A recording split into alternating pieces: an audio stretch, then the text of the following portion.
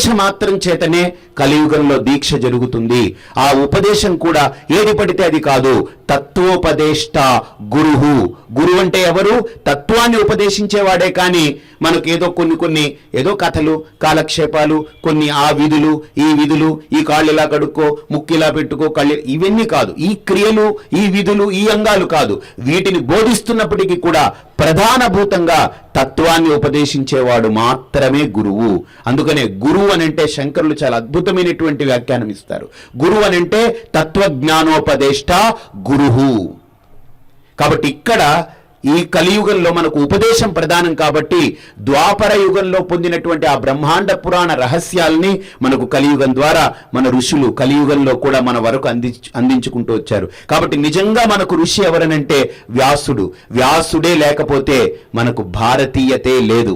కాబట్టి మొట్టమొదట మన భారతీయతను నిలబెట్టినటువంటి ఏకైక వ్యక్తి వేదవ్యాస మహర్షి. అందుకనే వ్యాసోచ్చిష్టం జగత్ సర్వం అన్నారు.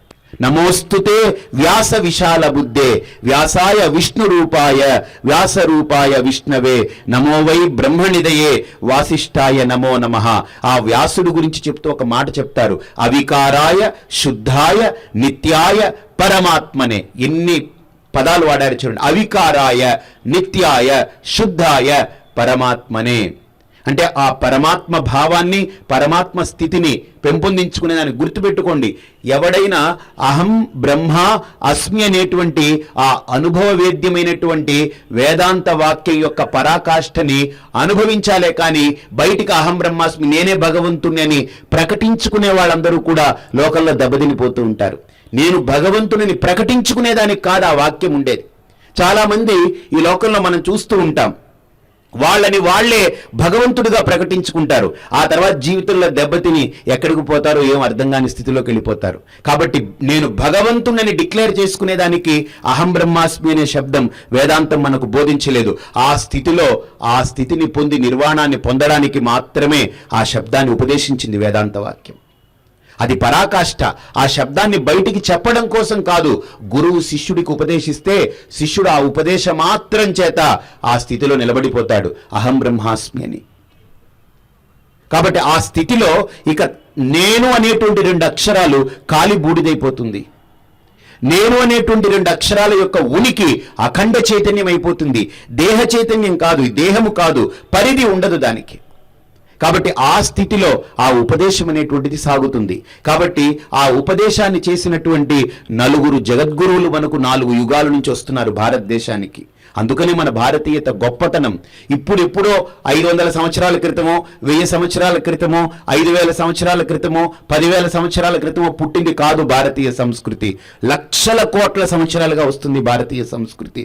అందుకనే కృతేతు దక్షిణామూర్తి త్రేతాయాం అత్రినందనః ద్వాపరే భగవాన్ వ్యాసః కలౌ న శంకర స్మృతః.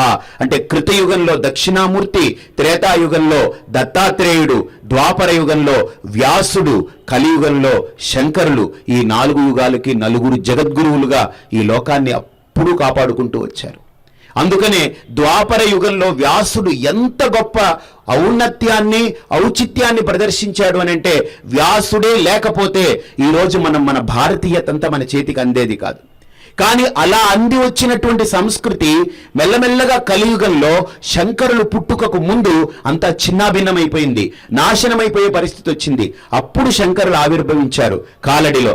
ఆయన కాలడిలో పుట్టి అక్కడి నుంచి కాషాయాన్ని ధరించి నర్మదకొచ్చి కాషాయాన్ని, దండాన్ని పట్టుకుని ధర్మదండాన్ని చిన్న వయస్సులోనే అష్టవర్షే చతుర్వేది ద్వాదశే సర్వశాస్త్రవిత్ షోడశే సర్వ భాష్యకృత్ 16 ఏటకే ఆయనకు 16 ఏళ్ళు వచ్చేటప్పటికే అన్ని శాస్త్రాలకి భాష్యం ఇచ్చేశారు. ఆయన ఉపనిషత్ భాష్య ప్రతిపాదన చేశారు. 16వ ఏటనే ఆయన అహం బ్రహ్మాస్మిని డిక్లేర్ చేసుకున్నాడు. ఆయన యొక్క తత్వాన్ని ఆయన చూసి లోకానికి చూపించడానికి ప్రయాణమయ్యాడు ఆయన 16వ ఏట. మహానుభావుడు ఆయన. అటువంటి శంకరులు ఆ తరువాత భాష్యాన్ని అందించి ఈ లోకాన్ని కాపాడారు.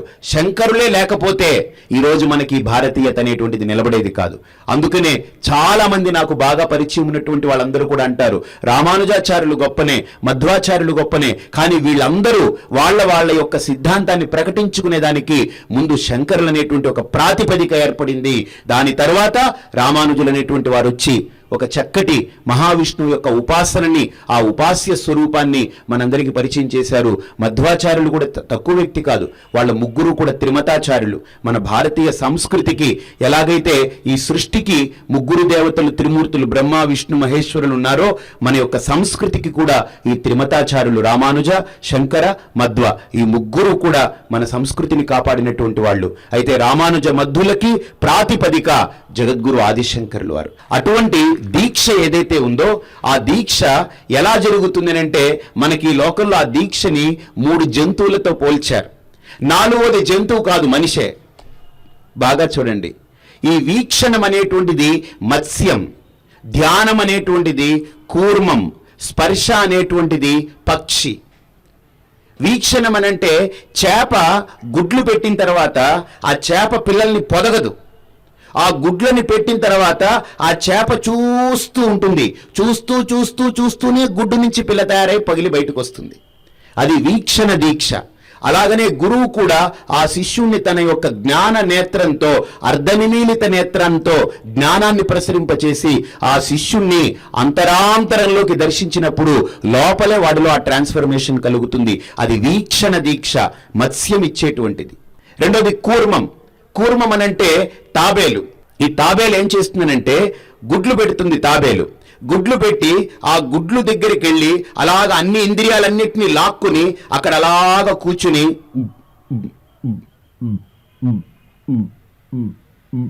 చప్పుడు చేస్తూ ఉంటుంది. అది తాబేలు. అది ధ్యానం.